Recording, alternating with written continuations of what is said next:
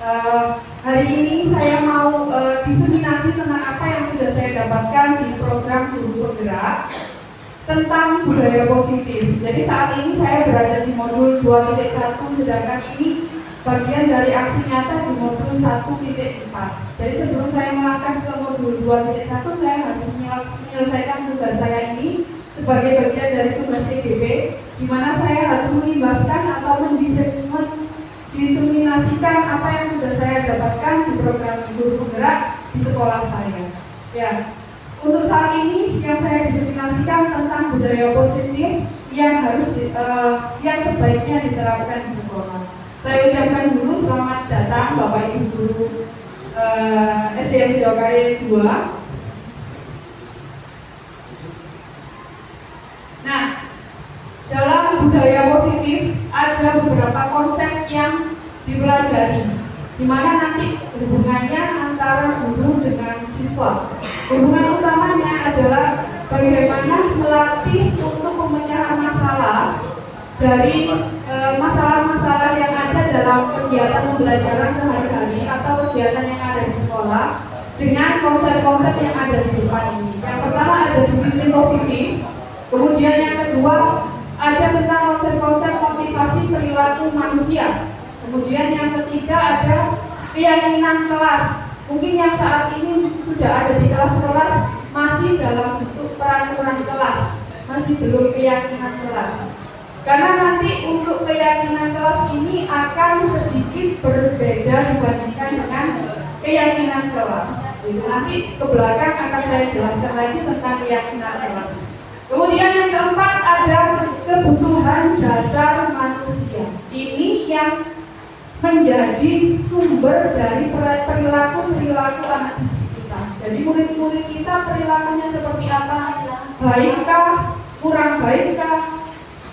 Kemudian sikap-sikap yang lainnya itu pasti dasarnya dari kebutuhan dasar manusia. Nanti kita kupas juga tentang kebutuhan dasar manusia itu.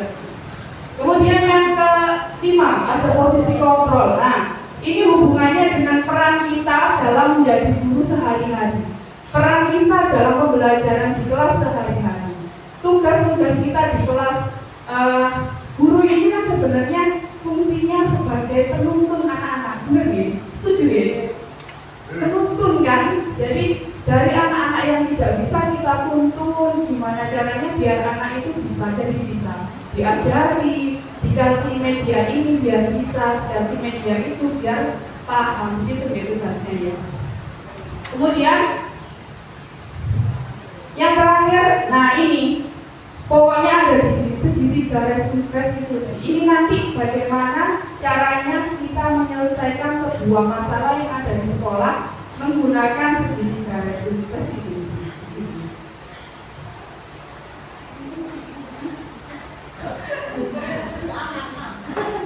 Jangan semangat. Aduh, kok semangat nih? Ayo kita sedikit dulu sebentar.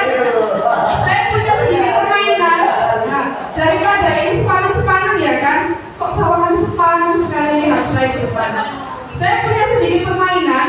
Minta tolong nanti ada satu orang yang mengucapkan satu kalimat baik. Ucapkan satu kalimat, bukan kata ya. Berarti kalimat terdiri dari beberapa kata. Gitu ya. Boleh? Boleh. Ya, nanti silakan ucapkan satu kalimat baik.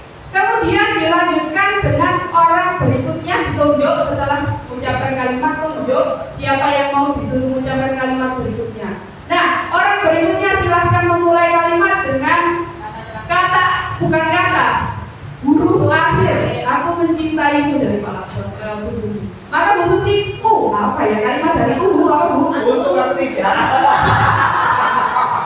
Saya kan dimulai dari aku junci. Aku itu terlambat nanti menentukan ya. Boleh, disepakati hukumannya apa monggo? 5 detik. 5 detik. 5 detik.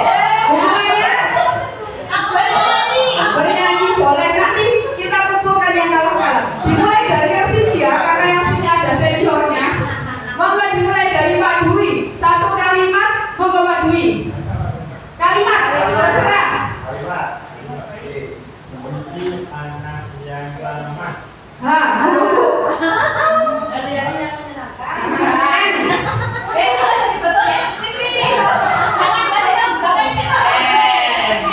Anu.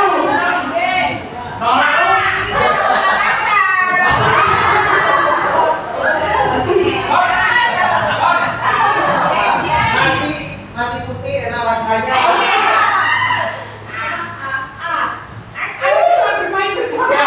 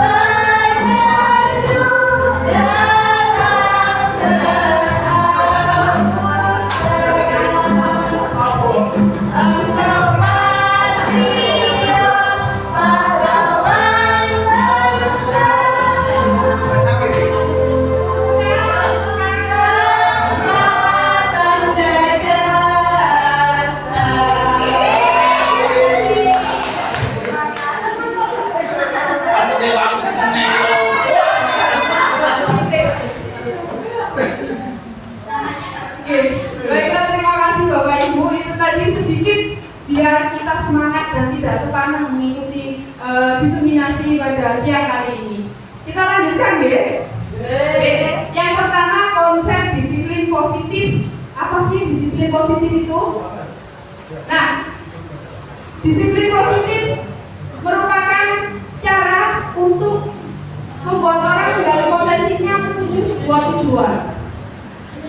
Jadi dengan disiplin ini nanti kita akan menumbuhkan nilai-nilai apa yang kita inginkan dalam diri anak tersebut. Kemudian, namun dalam budaya kita, makna kata disiplin telah berubah menjadi sesuatu yang dilakukan seseorang pada orang lain untuk mendapatkan kepatuhan. Benar nggak ini? Masih ini pengertian disiplin yang kita pahami? Ya, kan, ya. Kemudian kecenderungan umum adalah menghubungkan kata disiplin dengan ketidaknyamanan, bukan dengan apa yang kita hargai atau pencapaian suatu tujuan. Jadi sebagai pendidik itu kan seharusnya tujuan kita menciptakan anak-anak yang mempunyai disiplin diri. Jadi tanpa ada hukuman, anak itu sudah melakukan kedisiplinan meskipun tidak usah dihukum. Jadi motivasinya dalam diri itu bukan karena hukuman dia disiplin, tapi karena memang dia sudah mempunyai disiplin dalam dirinya sendiri, gitu ya. Sebagai pendidik, tujuan kita adalah menciptakan anak-anak yang memiliki disiplin diri sehingga mereka bisa berperilaku dengan mengacu pada nilai-nilai kebijakan universal. Jadi anak itu seharusnya sudah mengerti, oh kenapa saya harus datang pagi supaya tidak terlambat. Kalau terlambat nanti maka pelajarannya akan ketinggalan, gitu. Bukan karena oh saya jangan sampai terlambat, nanti kalau terlambat ada burois di depan masih dihukum. Bukan itu harusnya motivasinya, tapi karena memang kebutuhan dirinya sendiri. Disiplin positif merupakan salah satu cara penerapan disiplin yang bertujuan untuk menumbuhkan kesadaran serta memberdayakan anak untuk melakukan suatu tanpa sogokan ancaman maupun hukuman. Gitu ya. Itu untuk disiplin positif. Kemudian kita masuk ke konsep yang kedua, ada konsep motivasi perilaku manusia. Ada 3 motivasi yang dimiliki oleh manusia atau anak atau murid ketika di sekolah. Yang pertama, menghindari ketidaknyamanan dan hukuman yang sesuai dengan disiplin positif tadi. Kemudian yang kedua, mendapat imbalan atau penghargaan dari orang lain. Jadi dia belajar dengan sungguh-sungguh itu biar dapat apresiasi dari Bu Lindra, biar dapat bintang banyak-banyak. Itu termasuk motivasi ekstrinsik. Dan yang terakhir, motivasi orang karena menghargai nilai kebajikan dari diri sendiri. Ini yang termasuk motivasi intrinsik. Dan seharusnya lebih baik kalau anak-anak itu sudah memiliki motivasi intrinsik. Jadi menghargai nilai kebajikan dalam dirinya sendiri, bukan karena ekstrinsik yang karena hukumannya burois tadi, bukan karena penghargaan bintang-bintang yang ada dikasih sama Bu Lindra tadi seperti itu. Tapi untuk jadi motivasi intrinsik memang kita harus menumbuhkannya atau membiasakannya dulu. Ya. Jadi kalau memang dilakukan seperti itu mungkin biar anak-anak tahu nilainya dulu. Kalau sudah kan jadi kesadaran diri sendiri, gitu ya.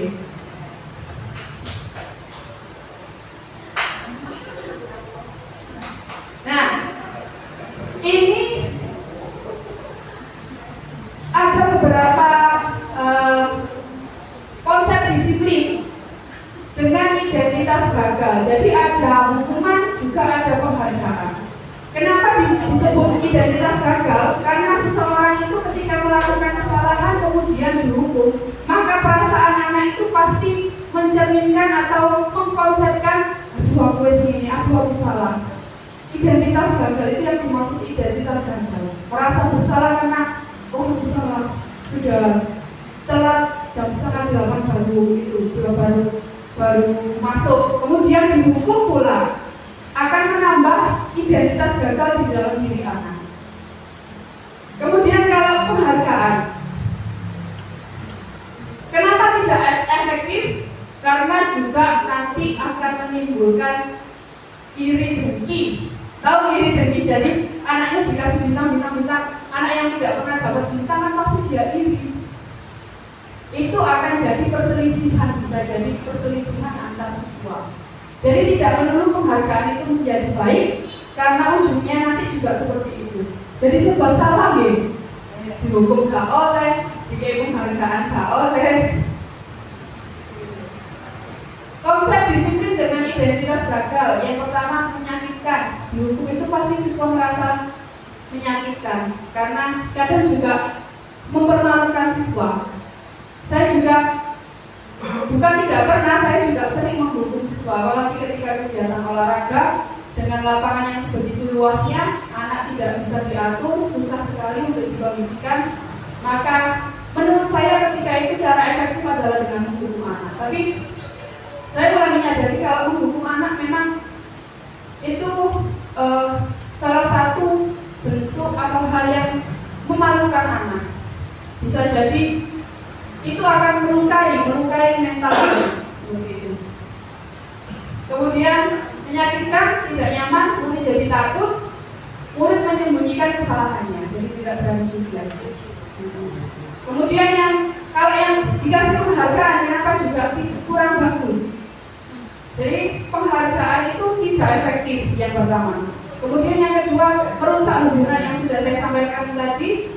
Bisa jadi sumber iri dengki dengan siswa yang lainnya. Kemudian yang ketiga, mematikan kreativitas. Biasanya anak yang sudah dikasih penghargaan, biasanya ya sudah, aku sudah pernah dapat penghargaan. Biasanya ada anak yang punya pemikiran yang seperti itu. Jadi dia sudah tidak mau berkembang lagi karena sudah pernah dapat penghargaan itu.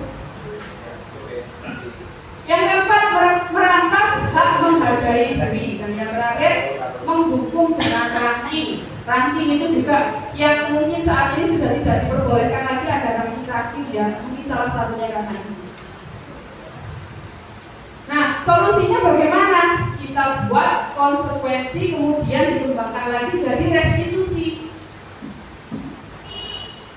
Kenapa konsekuensi? Karena nanti efeknya jadi penguatan dalam diri anak meskipun dalam jangka pendek sebelum menuju ke restitusi. Kalau restitusi nanti jadi penguatan dalam diri anak dalam jangka panjang. Jadi anak sudah mulai menyadari disiplin dirinya sendiri. Ya. Kalau konsekuensi itu monitornya berkelanjutan. Apa sih bedanya hukuman sama konsekuensi? Coba barangkali ada yang tahu. Apa beda hukuman dan konsekuensi? Ada pendapat? Ya, monggo. Ada pendapat? Hukuman itu ada pelakunya yang melakukan hukuman itu. Konsekuensi itu timbul secara alamiah dari suatu perbuatan itu. Nah, benar seperti itu. Contoh realnya seperti ini. Ya, kan sebenarnya bagaimana dunia. Contoh realnya seperti ini. Kalau anak datang terlambat, kita biasanya menghukum apa biasanya mulai hukumannya? Mengikuti sampai berdoa di depan. Sampai berdiri ya di depan, mengikuti sampai berdoa selesai. Sedangkan kalau konsekuensi, contoh mudahnya ini, kalau anak terlambat, masuknya harusnya jam 7, dia masuk jam 7:15, konsekuensinya dia harus menambah jam itu 15 menit ke belakang. Itu bagian dari konsekuensi dari dia datang terlambat. Jadi dengan datang terlambat itu, kalau hukuman dia harus berdiri di depan sampai dengan doa selesai. Kalau konsekuensi dia tetap bisa masuk kelas, tapi dia harus menambah jam belajar dia 15 menit ke belakang. Contoh mudahnya seperti ini. Iya. Kemudian dengan konsekuensi hambatannya. Dapat dilakukan monitoring berkelanjutan. Murid menghormati peraturan, jadinya pelan-pelan murid akan menghormati peraturan. Murid, ini kekurangannya ya, murid tidak ada waktu untuk merenung karena penguatannya jangka pendek tadi. Kemudian kalau yang restitusi, murid ini restitusi itu nanti ada di belakang penjelasannya soalnya. Murid tanggung jawab pada perilakunya sendiri, karena nanti restitusi itu murid akan menyadari kesalahannya sendiri, membuat pemecahan masalahnya sendiri dan memberikan solusi atas permasalahannya sendiri. Jadi secara mandiri dia sudah mampu menyelesaikan sebuah masalah dan tahu efek-efek dari masalah itu, sudah bisa berpikir sendiri lah seperti itu. Yang kedua, pemecahan masalah jangka panjang, menghormati dirinya dan orang lain, ada teori kontrol, dan murid juga semangat dalam perbaikan diri. Nah, ini tadi yang perbedaannya. Hukuman, guru marah, siswa menjadi takut. Kalau konsekuensi, guru memberikan konsekuensi untuk mengerjakan tugas di luar kelas. Restitusi, guru menanyakan keyakinan kelas dan membantu untuk menyelesaikan masalah. Langsung saja. Nah, masuk ke teori yang ketiga, keyakinan kelas. Kira-kira di kelasnya dengan masing-masing sudah ada dibentuk keyakinan kelas belum? Masih bentuk peraturan kelas? Masih dalam bentuk peraturan kelas? Ya, itu nanti bisa dikembangkan menjadi keyakinan kelas dengan tahapan-tahapan tertentu. Keyakinan kelas diperlukan untuk menciptakan lingkungan kelas yang aman, nyaman, dan menyenangkan bagi siswa. Jika hal tersebut dapat dilaksanakan, maka akan terwujud atau mewujudkan lingkungan yang positif dengan membiasakan keyakinan kelas yang telah disepakati akan membentuk budaya positif. Nah, proses pembentukan keyakinan kelas, jenengan membuat tata tertib kelas itu pakai diskusi dengan siswa atau sepihak dari jenengan sendiri. Diskusi. Nah, itu bagus, diskusi. Yang lainnya, Bu Asri senyum-senyum. Kira-kira apa Bu Asri?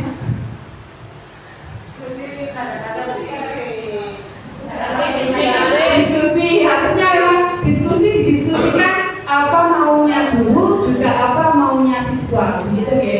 Dari tahapan pertama adalah tanyakan pendapat murid tentang masalah dan harapan kelas.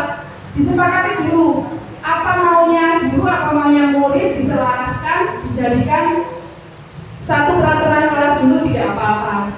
Kemudian itu tadi yang termasuk dalam eksplorasi ide dari murid untuk mencapai kelas impian, itu masuk dalam diskusi tadi ya. Kemudian yang ketiga diambil kesimpulan. Nah, ubah ide menjadi keyakinan kelas. Bagaimana tahapan mengubah ide menjadi keyakinan kelas? Boleh disebutkan salah satu contoh tata tertib di kelas, Bu Susi, monggo. Saya kalau anak terlambat, saya restitusi sedang Indonesia Raya berlanjut, saya tidak boleh masuk. Kalimatnya bunyinya, kalimatnya aja Siswa kalimat. tidak boleh masuk ketika lagu Indonesia Raya dimainkan. Siswa tidak boleh masuk ketika lagu Indonesia Raya dikumandangkan. Kalimat tidak boleh itu kalimat positif apa kalimat negatif? Nah, tahapannya dari dengan bikin kalimat negatif tadi, tidak boleh masuk ketika Indonesia Raya dikumandangkan, dirubah jadi kalimat positif. Jadi bunyinya seperti apa harusnya? Siswa boleh masuk ketika lagu Indonesia Raya Selesai. Kalau lebih baiknya itu kan termasuk terlambat berarti. Berarti siswa masuk sebelum dong Bu. Sebelum dong Bu. Kalau sudah setelah kan berarti anaknya telat masuknya. Berarti harusnya siswa masuk sebelum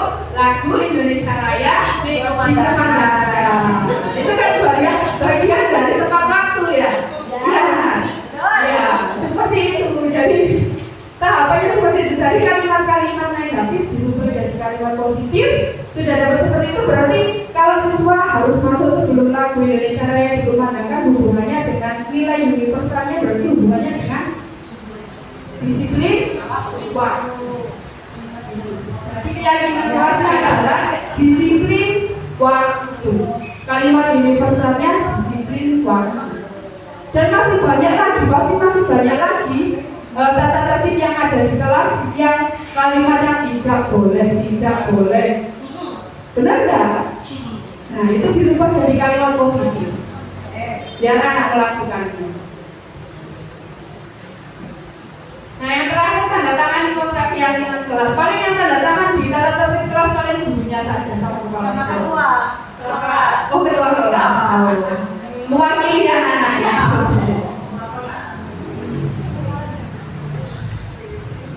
Perbedaan peraturan dan keyakinan kelas.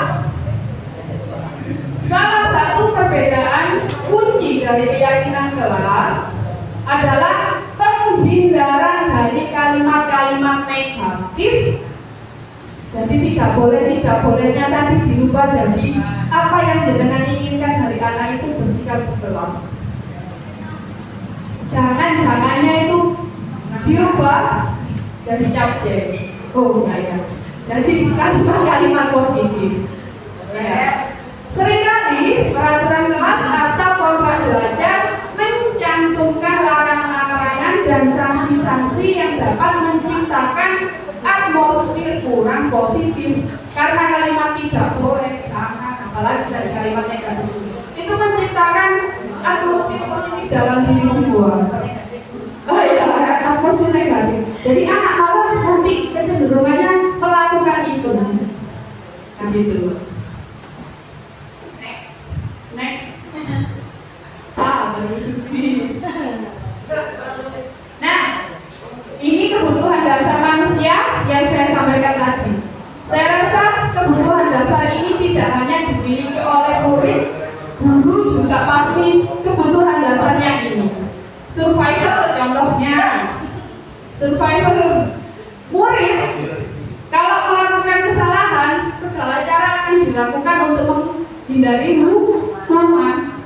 Itu termasuk salah satu kemampuan survival dari manusia.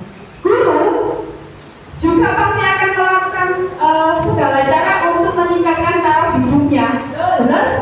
Nah, sama saja. Motivasinya ada di situ. Bertahan hidup atau survival. Kemudian yang kedua, kasih sayang dan rasa diterima.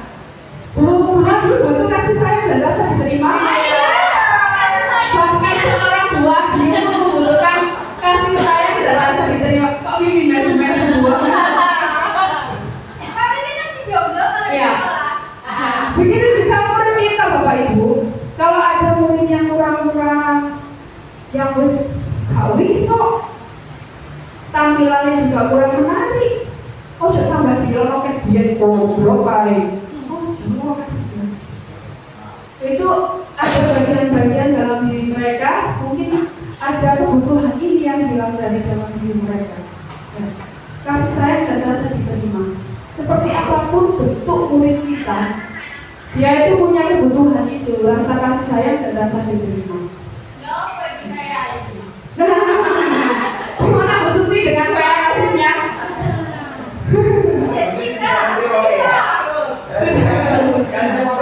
Itu termasuk kebutuhan dasar anak. Jadi anak itu selalu ingin diterima. Yang ketiga, penguasaan. Setiap anak itu dalam dirinya pasti punya jiwa kepemimpinan. Meskipun hanya muncul sedikit, yang besar mungkin bisa terlihat oleh kita, tapi yang kecil-kecil belum bisa terlihat. Tapi dalam diri anak itu setiap anak pasti punya rasa ingin memimpin. Kalau tidak di orang lain berarti untuk memimpin dirinya sendiri, hidupnya sendiri. Yang keempat, kebebasan. Kalau anak-anak jangan kasih aturan yang banyak sama dibiarkan, lebih seneng mana? Dibiarkan. Jamkos ya, senengane takok buka main jamkos, senengane gitu ya. Ya seperti itulah kebutuhan dasarnya. Dia suka kebebasan. itu pentingnya manusia punya hobi, melakukan apa yang disenangi, minimal satu saja, sehingga setelah berkegiatan atau setelah rutinitasnya dia punya satu wadah untuk melampiaskan atau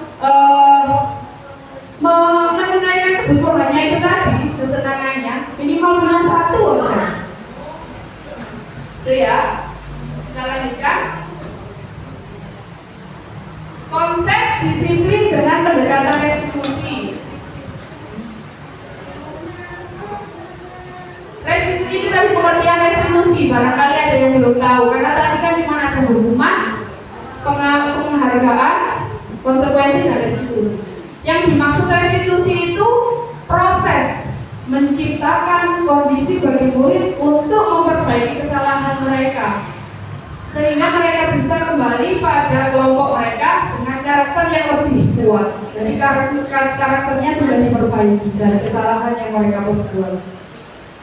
Restitusi juga merupakan proses kolaboratif yang mengajarkan murid untuk mencari solusi untuk masalah mereka dan membantu murid berpikir tentang orang seperti apa yang mereka ingin menjadi, atau mereka ingin jadi seperti apa sih, dan bagaimana mereka harus memperlakukan orang lain. Ciri-cirinya bisa silahkan dibaca. Yang pertama, bukan menebus kesalahan. Yang kedua, memperbaiki hubungan. Tiga, tawaran bukan paksaan. Empat, mencari kebutuhan dasar yang mendasari tindakan. Yang kelima, menuntun untuk melibatkan dalam diri. Ini tugas-tugas kita ini. Yang keenam, fokus pada karakter bukan tindakan. 7, terakhir, menguatkan dan fokus pada solusi. Ini tugas-tugas kita agar anak-anak bisa memecahkan masalahnya sendiri dengan tahapan-tahapan tersebut, dengan nilai-nilai tersebut. Sambut. 5 posisi kontrol. Ini yang saya suka. Dari semua part saya paling suka ini. Kenapa? Karena sepertinya dalam sekolah kita masih berkutat di sini, penghukum, pembuat rasa bersalah, dan teman. Ketika ada siswa yang melakukan kesalahan, coba jenengan introspeksi diri sendiri. Posisi jenengan sudah ada di mana? Bu Susi gini-gini apa, Bu? Saya menghukum. Berarti posisinya apa, Bu Susi? Guru galak hukum. Jadi ada 5 posisi kontrol restitusi. Posisi kita ketika melakukan restitusi dengan siswa. Yang pertama sebagai penghukum, yang kedua sebagai pembuat rasa bersalah, yang ketiga sebagai teman, memposisikan diri sebagai teman. Ketika anak itu melakukan kesalahan, kita memposisikan diri sebagai teman. Yang keempat pemantau, dan yang paling terakhir sebagai manajer. Saya punya video, silahkan disaksikan, silahkan dinilai dalam video tersebut orang tersebut posisinya seperti apa.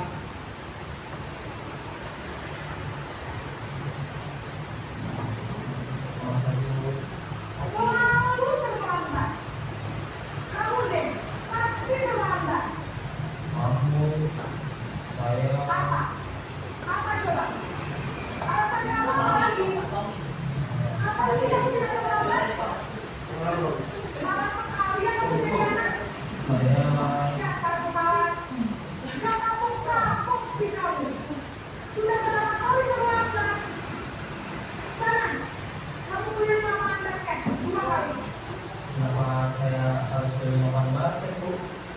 Kenapa? Kamu mau lagi, Bu? Berani-beraninya jawab. Sudah terlambat, masih berani jawab pula.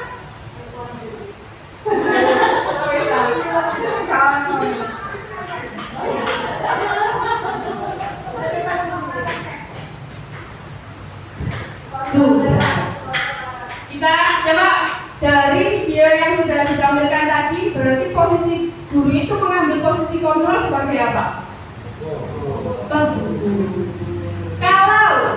Kalau yang terlambat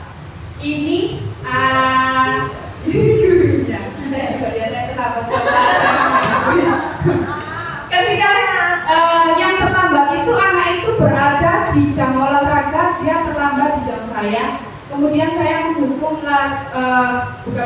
saya menyuruh anak itu lari keliling lapangan. Itu termasuk menghukum.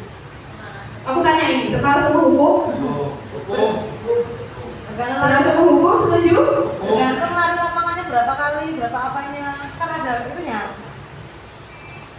Ya sewajarnya. Kalau dia dua juga dua. Menghukum? Ternyata tidak, bapak-bapak ibu sekalian. Pemanasan. Iya. Bagian dari pemanasan, bagian dari konsekuensi, karena sejalan dengan tujuan pendidikan jasmani. Kalau itu dilakukan di jam olahraga, pokoknya gak melebihi batas moro-moro di kokon melayu 1 kilo, muter dari fajar, dari. Ya, kalau dalam batas wajar terlambat disuruh lari 2 kali putaran di jam olahraga, itu masuk di konsekuensi karena memang jam pembelajaran kegiatan jasmani. Kalau yang terlambat di jamnya dunia, disuruh lari keliling lapangan 2 kali.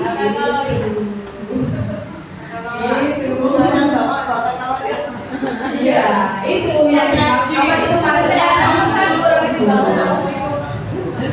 Ya. Dan disuruh bersikap misalnya ya, Bro. Iya, loh. Jadi Iya, Ada bapak tuh tinggal 5. kalau sebagai penghukum, nah ciri-ciri guru mengambil posisi kontrol sebagai penghukum. Cirinya yang pertama, membentak dan menghardik. Ada kata-kata kasar di situ, menghardik, menunjuk-nunjuk juga biasanya gini. Kami tulis telat. Khusus ini.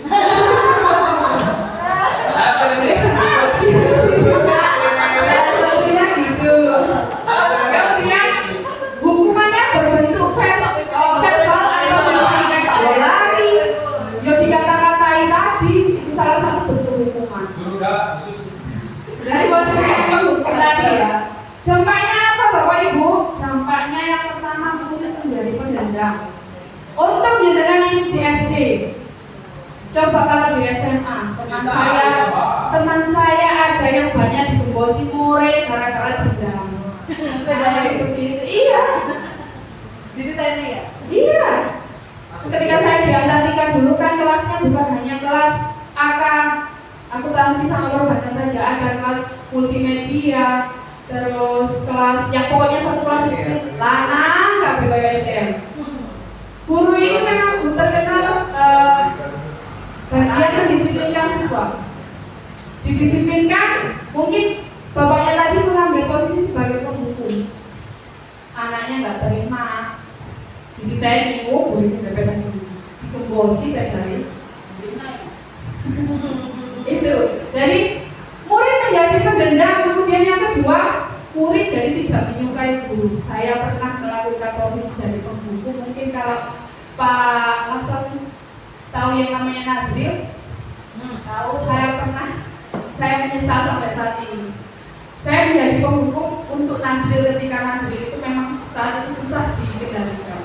Saya membentak-bentak, mungkin di situ dia merasa dipermalukan. Kemudian anaknya jadi tidak ada respect ke saya. Itu salah satu kelemahan ketika seseorang itu menjadi mengambil posisi sebagai penghukum. Video yang kedua, mau dipersani dan dipilih. Ini ibu ini jadi apa ibu ini?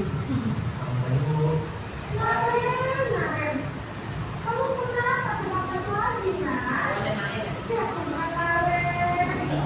Kamu senang ya bikin ibu susah ya? Kalau kamu terlambat lagi, nanti ibu yang ditemukan keluar sekolah, Nak. Disangka ibu tidak bisa membina kamu. Duh, gimana ini? Maaf Bu, Gusti Naren, kamu suka ya kalau ibu ketemu kepala sekolah? Terus sekarang ibu harus tulis apa ini di buku absen? Ini kamu sudah sering terlambat loh. Ibu harus apa coba? maaf Bu, maaf sekali. Ya sudah, lain kali jangan bikin ibu susah lagi ya nak ya. Ibu tidak akan kuat lagi kalau kamu begini terus.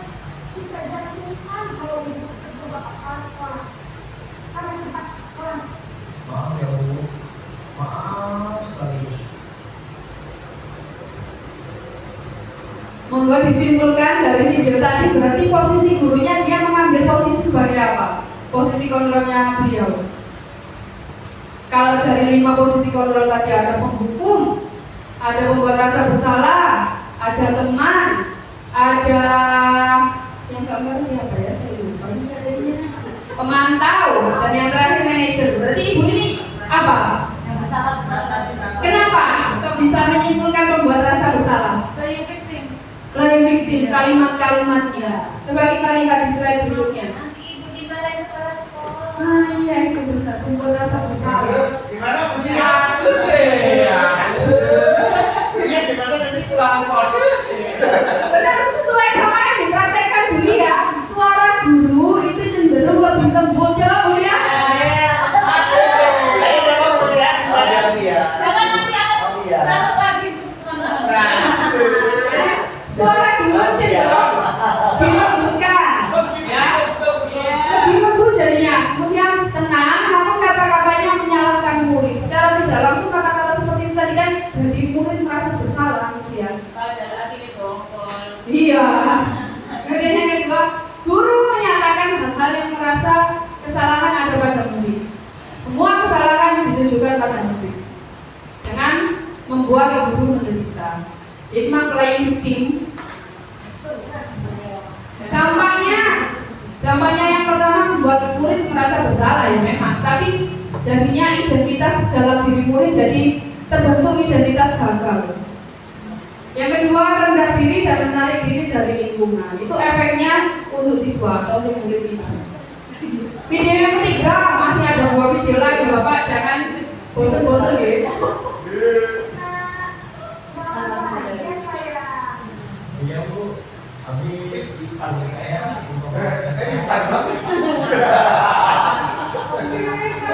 Ya mau ini Pak. Itu loh Bang. Kencang.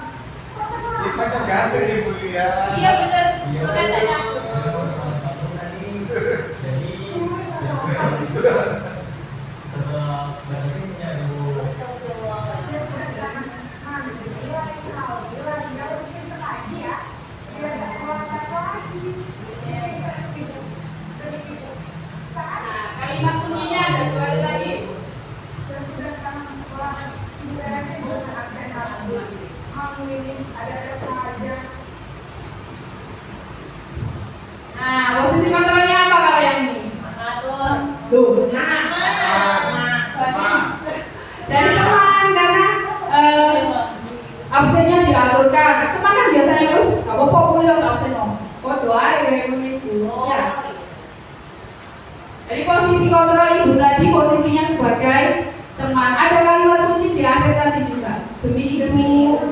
Demi aku. Besti dong. Besti. Ada yang mengatakan juga seperti itu? Kayaknya banyak. Termasuk saya juga. Ya. Apa dampak-dampak dari posisi ketika guru mengambil posisi kontrol sebagai teman? Kalau ciri-cirinya tadi sudah ya, suara guru ramah, cenderung bersedak gurauan dan gurau-gurauan yang dimunculkan oleh guru tersebut. Dampaknya murid tidak dapat mandiri dan tidak dapat berpikir untuk diri sendiri. Karena segala masalahnya tadi ditangani oleh gurunya. Masalah absen saja diaturkan sama guru. Terus gak apa-apa wes. Telat gak apa-apa tak absen no. Itu kan itu tadi gurunya. Kemudian yang kedua, murid bergantung pada satu orang. Jadi tidak ada jiwa mandiri yang terbentuk dalam diri murid. Seperti itu. Yang keempat ini video yang keempat.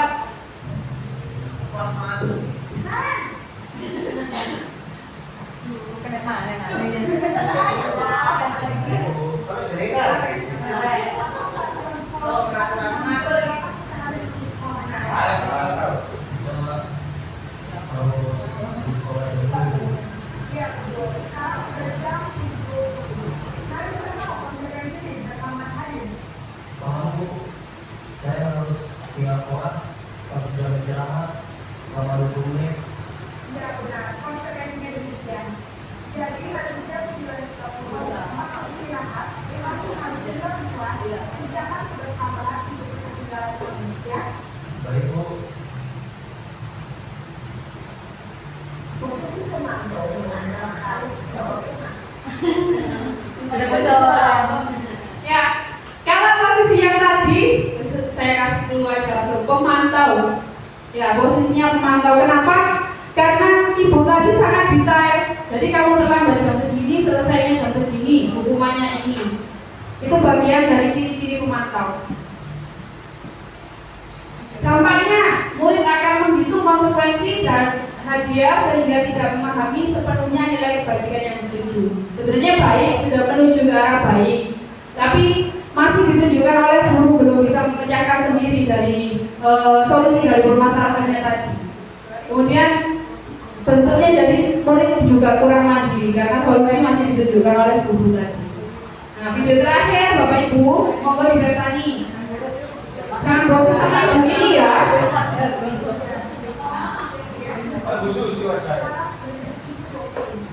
Jadi sekarang bagaimana ini? Ini kenapa sih? Sekolah yang mana yang perlu ditingkatkan? Menghargai diri sendiri dan memahami saya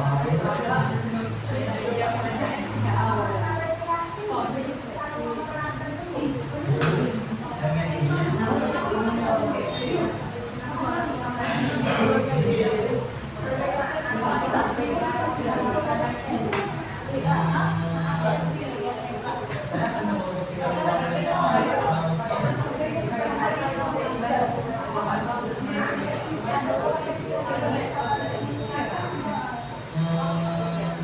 Ada bu, kata saya, tema selain tema ada ibu saya.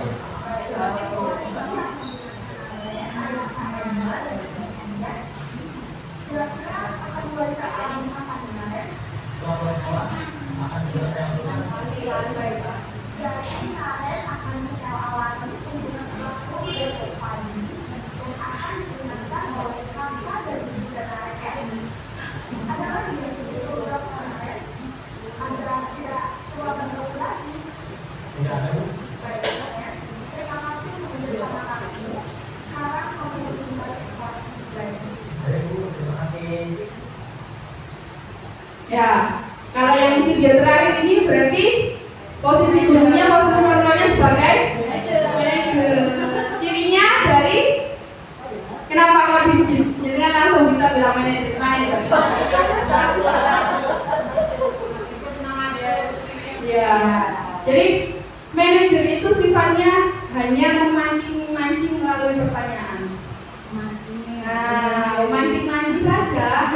Ya, dengan pertanyaan-pertanyaan jadi anaknya bisa memutuskan untuk dirinya sendiri. Kan tadi anaknya memutuskan sendiri. Kalau dia bangun pagi harusnya seperti apa? Oh, dengan setel alarm dulu. Kan anaknya sendiri yang memutuskan. Kalau alarmnya tidak bisa, berarti apa kemungkinan yang bisa dilakukan dengan minta tolong kakak, ibu tadi kan? Jadi posisinya ibu tersebut sebagai manajer. Suara manajer netral, tidak emosional, tidak gurau, atau menggunakan suara tinggi. Tercipta identitas diri positif. Jadi anak memutuskan sendiri sesuai dengan masalah yang dihadapi. Kemudian anak juga mulai bisa memikirkan solusi atas permasalahannya sendiri. Guru dengan terus mengajukan pertanyaan bermakna, guru membimbing murid untuk pecahkan masalah. Jadi tugas gurunya hanya memancing melalui pertanyaan-pertanyaannya tadi. Anaknya biar bisa memutuskan untuk dirinya sendiri. Dampaknya, murid akan percaya diri, murid akan mandiri. Itu 5 posisi kontrol. Ini konsep yang terakhir segitiga restitusi yang mungkin ini perlu Bapak Ibu sekalian kuasai untuk jadi bisa posisi kontrol jenengan semua bisa jadi seorang manajer. Posisi manajer agar guru dapat menerapkan disiplin positif yang berpihak pada murid, memerdekakan murid. Tujuan untuk ciptakan murid mandiri, merdeka dan bertanggung jawab. Nah, ini segitiga restitusi yang harus jenengan sekalian pahami untuk membantu anak memecahkan masalah Ketiga, restitusi merupakan suatu proses dialog yang dijalankan oleh guru agar dapat mewujudkan murid yang mandiri dan bertanggung jawab. Prosesnya ada 3 Bapak Ibu, dimulai dari yang paling bawah. Yang paling bawah ini ada menstabilkan identitas siswa terlebih dahulu. Kemudian yang kedua mengarah ke sebelah sini, validasi tindakan salah yang dilakukan oleh siswa. Dan yang terakhir, dengan tanyakan keyakinan yang dimiliki atau kesepakatan keyakinan kelas kalau siswa-siswa di kelas, keyakinan kelas yang dimiliki. 3 tahapan itu yang harus dilakukan. Yang pertama, menstabilkan identitas. Tujuannya agar mengembalikan harga diri dan kepercayaan diri dari murid, sehingga mereka dapat memahami dan menerima tindakan mereka dalam konflik. Ya, contohnya untuk menstabilkan identitas gimana? Contohnya untuk menstabilkan identitas dengan memuji anak. Iya, memuji. Contoh, kalau kemarin ada yang bertengkar nggak ya? Contoh terakhir ada anak yang bertengkar. Terus aku ngambil contoh, Ednan bertengkar sama Akbar. Udah pinjute kan? Menstabilkan identitas, bertengkar masih dalam kata-kata saja, ilo-iloan sampai Ednan nangis contohnya. Mungkin jangan bisa sampaikan ke Akbarnya, ya beruntungnya Akbar tidak sampai memukul Ednan kayak gitu. Iya. Oke, pujian-pujian, sedikit pujian-pujian yang berhubungan dengan kesalahan dia. Itu untuk menstabilkan identitasnya anak. Jadi dipuji dulu anaknya. Tahapan yang kedua, validasi tindakan yang salah. Nah ini, validasi tindakan yang salah itu berfokus pada pengakuan bahwa tindakan yang dilakukan itu salah, terutama yang melibatkan individu yang terlibat dalam konflik, memiliki motivasi dan akar penyebab yang perlu dipahami. Setelah dipuji-puji, takoni, kamu habis ngapain nak? Jawab, bertengkar bu sama Ednan. Kenapa bertengkarnya? Oh soalnya Ednan itu bu, ambil permen saya. Kalau bertengkar itu perbuatan baik tidak? Nah itu kata-kata kuncinya. Diyakinkan dulu tindakannya anak tadi itu sudah benar apa tidak. Setelah dipuji-puji tadi, setelah distabilkan dulu identitasnya, ini baru ditanyakan tindakan yang sudah dilakukan itu benar apa tidak. Validasi tindakan yang salah. Tahapan yang terakhir, menanyakan keyakinan kelas atau menanyakan keyakinan dalam siswa. Konsep ini menekankan pentingnya untuk memahami keyakinan dan nilai-nilai mendasari tindakan seseorang dalam sebuah konflik. Nah, di sini contohnya mungkin kalau bisa kalau anak yang bertengkar tadi bisa ditanyakan dalam peraturan kelas kita boleh nggak bertengkar sama temannya. Kalau bertengkar itu ada nilai toleransinya tidak? Nah, mungkin contoh-contohnya seperti itu. Jadi anak dipancing untuk berpikir sendiri dari tindakan yang sudah dilakukan. Jadi anak bisa memikirkan sendiri apa yang dilakukan itu sudah benar atau salah. Kemudian buat kalimat-kalimat pancingan yang bisa menimbulkan solusi dari siswa tadi. Itu ya. Ini saya sudah mempraktekkan Bapak Ibu. Saya lakukan dengan siswa kelas 6 dengan sudah di konsep. Kurang lebih contohnya seperti ini.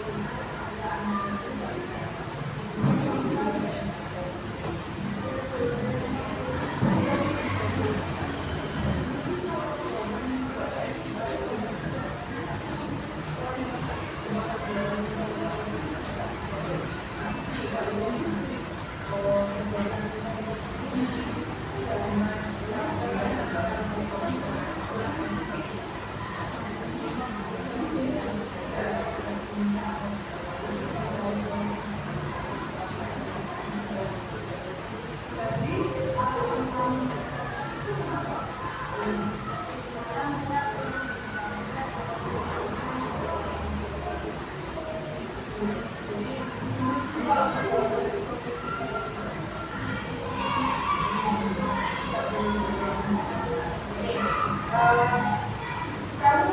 masih ingat dengan pendalaman kelas yang sudah kita buat sebelum pembelajaran kita di semester lalu? Terus itu tentang perbuatan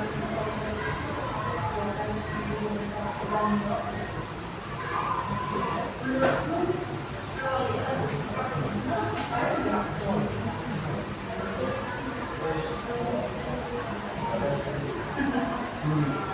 Kalau dalam pelaksanaannya bagaimana?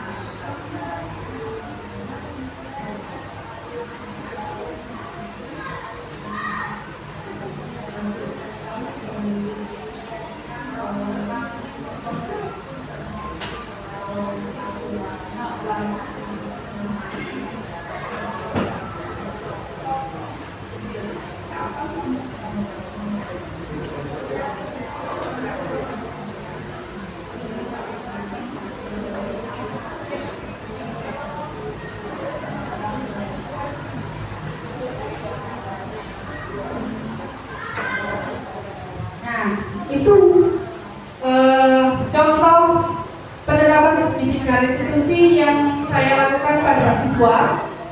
Konsepnya anaknya itu membuat kesalahan dengan mencontek ketika ulangan. Jadi kurang lebih penyelesaian masalahnya seperti itu, dibuat agar siswanya menyadari akan kesalahannya sendiri, kemudian menemukan solusi atas permasalahan tersebut. Sampun Bapak Ibu, terima kasih. Sama dari sini barangkali ada tanggapan dari jenengan atau pengalaman kita berbagi di sini, pengalamannya ketika mungkin menyelesaikan permasalahan di kelas, ada pengalaman-pengalaman positif tentang disiplin positif tadi, barangkali ada yang mau disampaikan di depan, monggo. Ya, kalau dulu di sana monggo. Kalau ada yang menyampaikan tidak? Maju langsung itu, enak dibayar. Adiana, Monggo Pak. Ojo menunjuk-nunjuk dirinya sendiri kono lho wes. Yang muda-muda juga ada apa loh? Bu Riris, Bu Astri, Bu Dia, Bu Nini. Monggo. Barangkali ada yang disampaikan atau ada yang mau ditanyakan juga boleh. Monggo. Fotonya hampir kali Pak.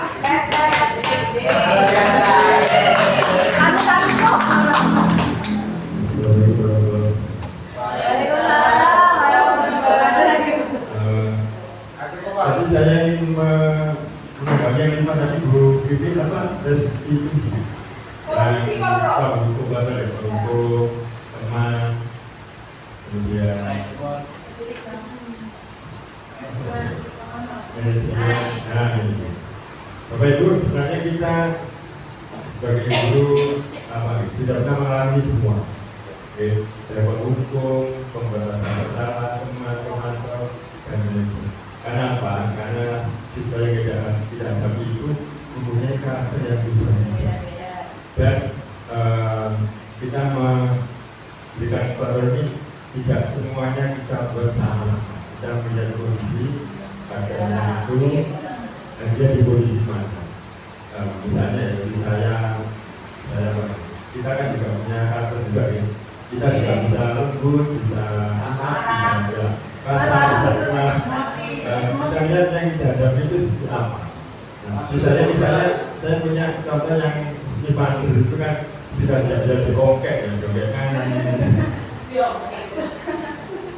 istilahnya itu diopong nggak terus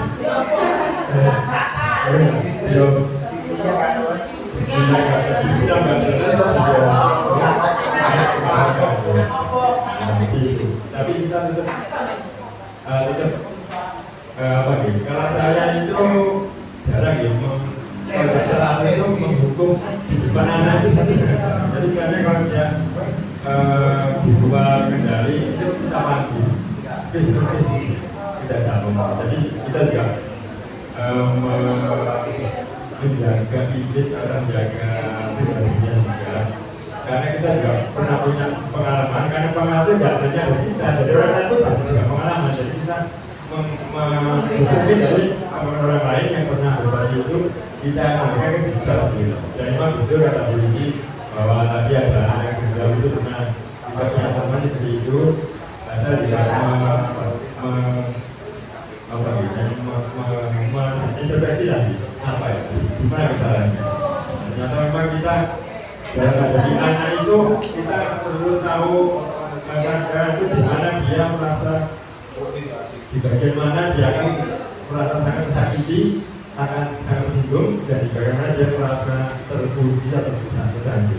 Dan itu bagian dari bagian dari kita untuk menenangkan disiplin. Dan memang disiplin itu tidak bisa lunak, juga tidak bisa keras, juga tidak bisa, tapi kita bisa mengambil posisi di mana karakter anak itu sebagai karakter anak atau bawaannya gitu, atau sikap bapaknya anak itu sendiri. Itu yang jadi dengan adanya ini kita semakin tambah tahu, semakin menguatkan posisi kita ya. Jadi kita dari hasil papanya dulu kita makin tahu sekarang kita di mana dan bagaimana harusnya kita bersikap saat nanti menghadapi anak-anak mempunyai kedisiplinan yang kurang atau tidak. Nah itu begini. Terima kasih. Kita kabar. Tepuk tangannya untuk tanggapan dari Pak Duyono. Itu tadi juga berbaginya Pak Duyono dari pengalaman yang sudah beliau lakukan selama ini. Alhamdulillah beliau sudah mulai menghilangkan pembuku. Gitu ya. Ada lagi tanggapan dari teman-teman sekalian? Pak Bibi monggo. Monggo.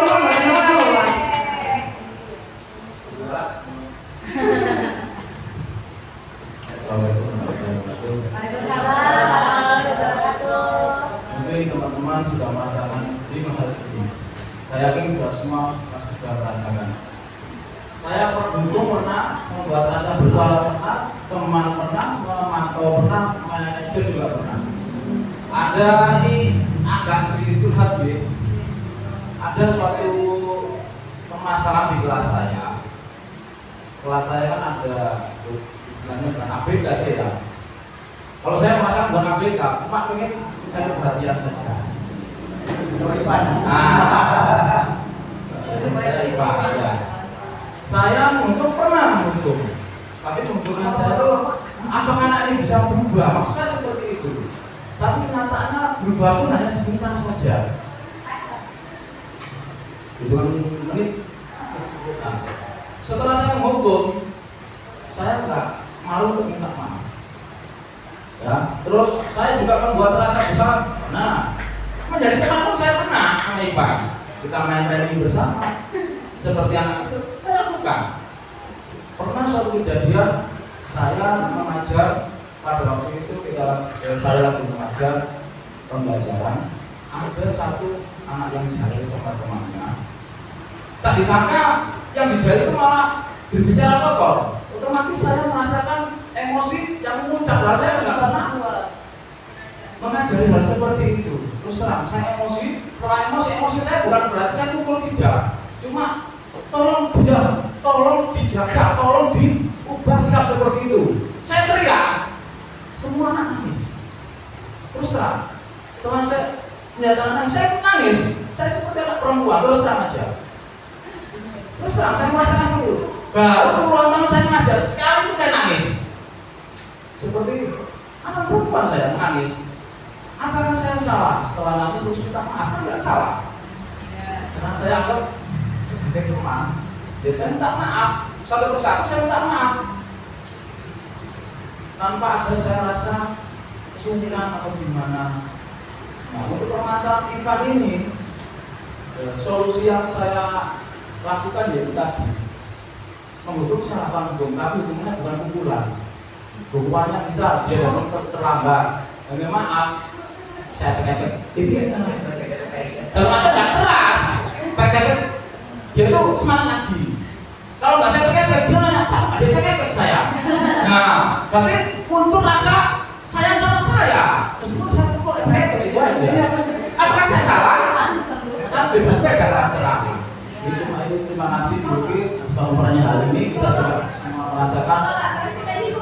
Jadi saya sangat tertarik sekali dengan ini. Oke, terima kasih. Terima kasih teman-temannya untuk waktunya yang sudah menjelaskan. Mungkin ada bagian yang tadi kebutuhan dasarnya kasih sayang tadi mungkin dari Ivan yang hilang. Jadi sikapnya kurang. Ya, kayak gitu. Ya, karena keterbatasan waktu Bapak Ibu sekalian dan setelah ini kita melanjutkan rapat kenaikan kelas. Saya cukupkan biar cukup 2 dulu ya tanggapannya. Menawi nanti mau menanggapi lagi bisa langsung ke saya wes. Gitu ya. Terima kasih atas perhatian dan partisipasinya Bapak Ibu sekalian. Saya akhiri, wassalamualaikum warahmatullahi wabarakatuh. Waalaikumsalam.